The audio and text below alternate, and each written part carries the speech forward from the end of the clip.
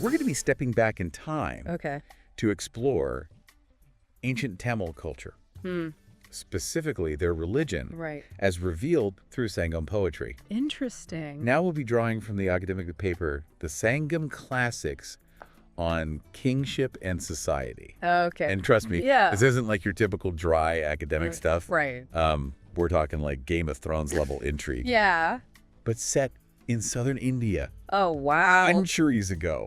It's remarkable how much we can glean about a society through their poetry, even if it wasn't intended as a historical record in the way we think of it. And these poems reveal just how intertwined like the Tamil spiritual beliefs were with their daily lives. Oh, absolutely. It's like every single thing, even seemingly mundane objects, had the potential to be inhabited by a spirit. Right. Can you imagine that? They had this whole system of deifying objects that inspired fear. Spirits, they called Anangu, Sir Murugan, Kotravai, and others.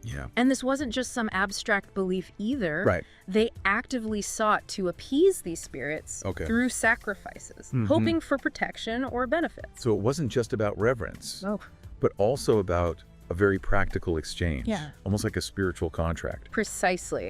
One particularly fearsome example is the Anangu, believed to reside in musical instruments, women's breasts, and weapons. Hold on, weapons. Yes. So that means a warrior going into battle had to worry about not only the enemy, but also the potential for his own weapon to be, let's say, uncooperative. It certainly adds another layer of complexity to their worldview. Their worldview, for sure. And this animistic perspective extended to the natural world as well. So mountains. Those hills. Specific trees like the banyan or margosa. Even water bodies were thought to have resident divinities. It's fascinating how cultures across the globe, you know, from ancient Greece to the Tamils, seem to have developed these similar concepts of nature spirits. Right. Though I suppose when you live so closely with nature, I think so. It's natural to imbue it with a sense of power. Even personality. I agree. There's a human tendency to seek explanations for the unknown, and imbuing the natural world with spirits provides a framework for understanding and interacting with those forces. Makes you think about how our modern relationship with nature has changed and perhaps what we've lost in that shift. But tell me, does anything particularly intriguing stand out about their nature worship? Yes. One detail that is quite striking, unlike the Vedic god Varuna, who was a male deity ruling the sea, the Sangam poems indicate a female deity presiding over the ocean. It's a subtle difference, but it potentially reveals a unique aspect of Tamil cosmology, a different way of conceptualizing power and gender roles. That's a great point. It definitely challenges the assumption, I think so, that all ancient cultures had rigidly patriarchal views. It makes you wonder if there are other areas where their beliefs diverged from the more well-known Vedic traditions. I think that's one of the most exciting aspects of studying these poems. They offer us a glimpse into a belief system that wasn't simply a carbon copy of the Vedic worldview. There's a distinct Tamil flavor to it. Absolutely. And speaking of distinct Tamil traditions, we can't overlook their hero worship. Especially the veneration of warriors who died bravely. This ties into their societal structure, which at this point was transitioning from a tribal system toward kingdoms. So as kingdoms emerged, the role of the warrior and the veneration of martial prowess became central to their culture. So this hero worship wasn't just about remembering individuals, but also about reinforcing the values and ideals important to their evolving society. And we see this reflected in their practice of erecting nadicals. Wait, so they didn't just sing songs or tell stories. They actually created physical monuments to these heroes. And these nadicals weren't just simple markers. They were treated as divine. Yes, they were. With ceremonies, offerings, and even inscriptions detailing the hero's exploits. That's right. So it's almost like they were creating ancient comic books, carved in stone, preserving the memory and legend of these warriors for future generations. That's a great way to put it. And what's fascinating is that the Neanderthals themselves evolved over time. They did. Early ones were simple stones, but as their society became more sophisticated, so did these memorials becoming more elaborate and detailed. That's right.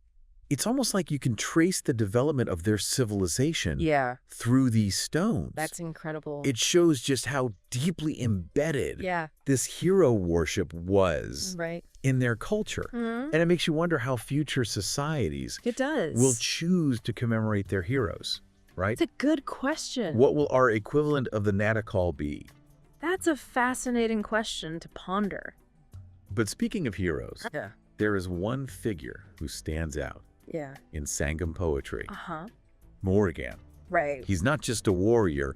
He's the preeminent god in their pantheon. And his origin story is anything but ordinary. It's a wild ride. Involving a 6-part fetus, fiery sacrifices, and even a battle with Indra. Wow. On the very day of his birth. Talk about being born a legend. You could say he made a dramatic entrance. No kidding. So tell us more about the rituals surrounding Murugan.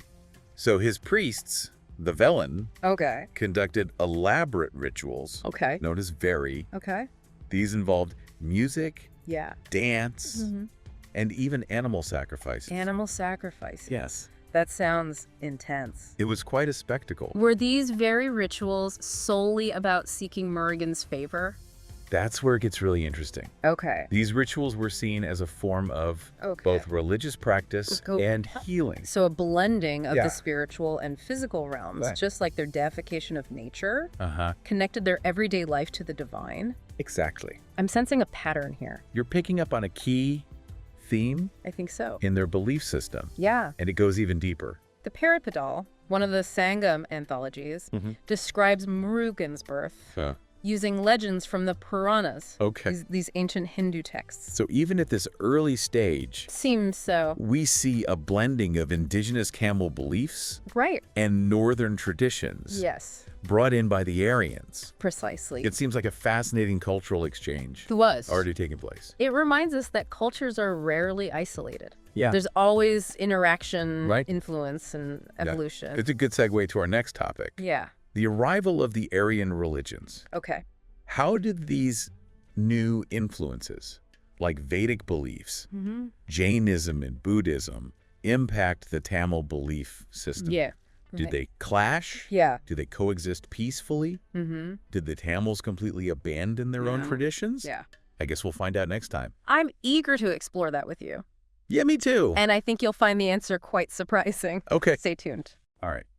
Welcome back. I think it was definitely more nuanced by the time the Sangam anthologies were compiled.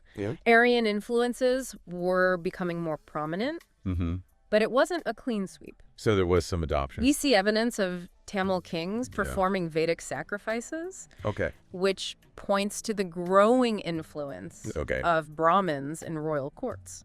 So there was adoption at the highest levels of power. But did that trickle down? It's hard to say for sure. But what's clear is that the older Tamil deities, like Murugan, continued to be worshipped alongside these newer influences. So it seems less like a replacement and more like a blending. An integration of different strands of belief. Are there any specific examples of this blending that stand out? Are there any that come to mind? Well, there's even a mention of Parasurama. A figure known for his, shall we say, rather assertive approach to kingship. Wait, Parasurama as in the mythical warrior sage? Who supposedly wiped out entire lineages of kings. It's fascinating to see such a potent figure from the Vedic tradition appearing in Tamil literature. It suggests a level of cultural exchange. I think so. And assimilation that goes beyond just adopting a few rituals. These Vedic stories and figures were becoming part of the Tamil cultural landscape. It makes you wonder. It does. Did the arrival of Jainism and Buddhism have a similar impact? Did they?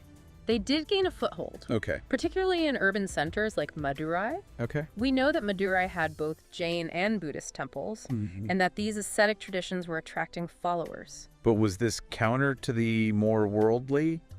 That's where it gets really interesting. Go. While Jain and Buddhist ascetics preached a life of renunciation, of detaching from material possessions, you have Tamil poets like Mangudi Mardanar championing a very different view. So even as these new religions were taking root, there's still a strong current of traditional Tamil thought. It wasn't a simple case of out with the old, in with the new. Right. It was much more dynamic. Yeah. A back and forth with Tamil culture adapting and incorporating these new influences while also retaining its own distinct character. It's a reminder that cultures are constantly evolving, interacting with each other, shaping and reshaping themselves. That's right. It's never a static process. And speaking of shaping, we've talked a lot about belief, but what about the structure of their society? Yeah, what about that? What did kingship look like in the Sangam era? What did it? Were Tamil kings all-powerful warlords? Yeah. Or was there more to it? That's a great question. Sangam literature portrays kingship as a divinely ordained responsibility. Rulers were expected to protect their people and uphold justice. So a bit like a shepherd guiding their flock. That's a good analogy. But with a lot more gold and weaponry. And just like a shepherd has a staff. Tamil kings had elaborate insignia, swords, parasols, drums. Wow. So even their bling was sacred. Objects that were themselves believed to house deities. It really emphasizes that connection to the divine we've been seeing throughout their culture. Were there any symbols that stand out as particularly interesting? Yeah, were there any? One that captures my attention is the kull. The kull. A scepter symbolizing righteous rule. Imagine this. If the kull was crooked, it represented injustice. So it was like a cosmic building inspector. Was checking the ruler's moral compass. And making sure everything was aligned. It's such a powerful visual metaphor. I love that it makes you wonder. It does. If any of the poets ever called out a king for having a wonky kill. I'm sure there were subtle critiques woven into the poetry, but remember, this was a society where war was highly valued. It was seen as the path to glory. A proving ground for heroes. A way to win land. And even brides. That's pretty different from. Yes, it is. Most modern societies where war is generally seen as a last resort. Exactly. I guess in a society transitioning from tribal structures to kingdoms. The ability to defend your people and expand your territory would been paramount. Exactly. It was a matter of survival. But also, as we've discussed, deeply intertwined with your notions of honor and heroism. The story of Paresha. Yes. A chieftain who refused to give his daughters to the 3 Tamil kings as brides really highlights this. He was ultimately besieged and killed. But his defiance became legendary. So it speaks to the pride and independence of these smaller rulers, but also to the central role of war in Sangam society. It's all starting to connect now. It is. The hero worship, the deification of weapons, the importance placed on martial prowess. It all speaks to a society where power, both spiritual and physical, was highly revered. It makes you think, how do our modern values on leadership, war, and honor differ from theirs? These are exactly the kinds of questions that studying ancient cultures can provoke. And what does that tell us about how our societies have evolved? It's not just about learning facts. It's about challenging our assumptions and gaining a new perspective on our own place in the world. Absolutely. And I'm sure our listener is already thinking about these questions. Let's not forget about the everyday lives of the people who lived in this fascinating society. Let's not forget about that. Did the poems give us any insights into what it was like to be a blacksmith, a weaver, or a merchant in the Sangam era? Did they? Do we get glimpses of a vibrant society with blacksmiths, carpenters, goldsmiths, weavers? So it wasn't just a warrior society. Even shipbuilders. They had shipbuilders. They had lighthouses. Wow. And incredibly, there's evidence of trade with foreign lands, including Rome.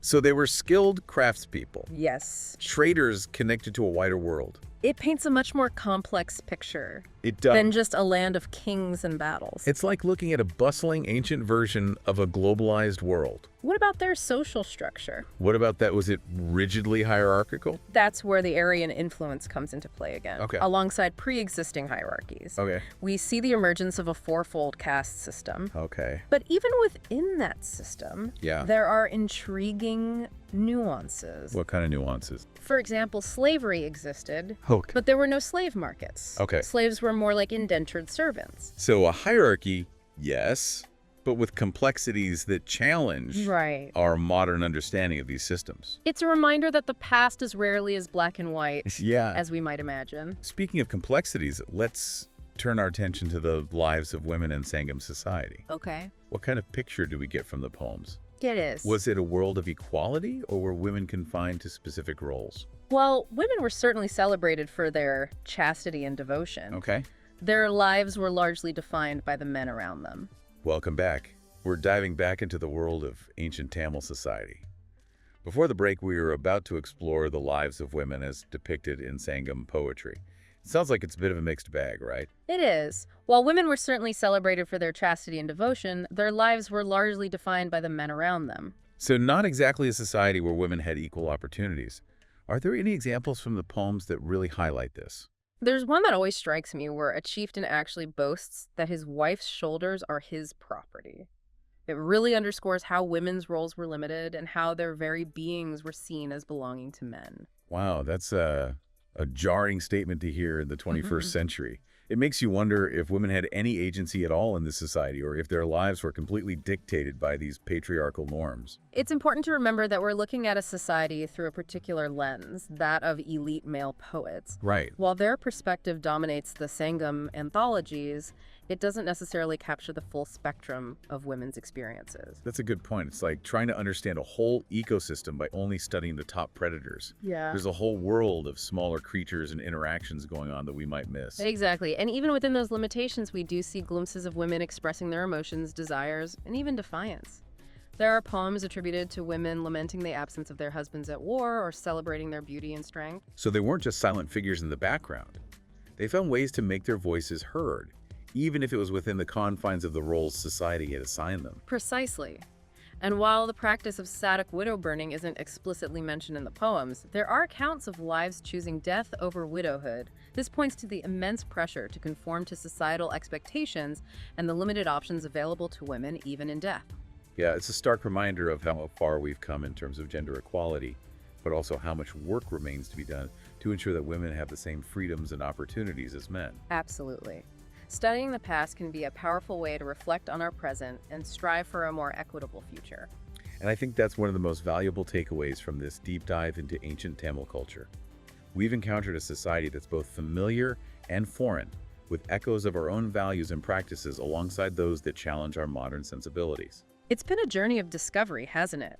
We've explored their spiritual beliefs, their reverence for power and heroism, the complexities of their social structures, and the multifaceted lives of the people who inhabited this world. It's amazing how much we can learn from these Sangam poems. They offer us a window into a world that existed centuries ago, allowing us to connect with the people, beliefs, and experiences of a vibrant and complex culture. And remember, we've only scratched the surface. The full title of the academic paper we've been discussing is The Sangam Classics on Kingship and Society, and it's a treasure trove of information for anyone who wants to delve deeper. I know I'm personally adding it to my reading list, and for a listener, I think this deep dive has left us with a lot to ponder. It certainly has. And if you could travel back in time to the Sangam era, what would you find most surprising or intriguing? What conversations would you want to have? What sights would you want to see? What would you learn from experiencing this world firsthand? Those are fantastic questions to consider. Thank you for joining us on this incredible journey into the world of ancient Tamil culture. It's been a fascinating deep dive, and we hope you'll join us again for another exploration of the past, the present, and everything in between.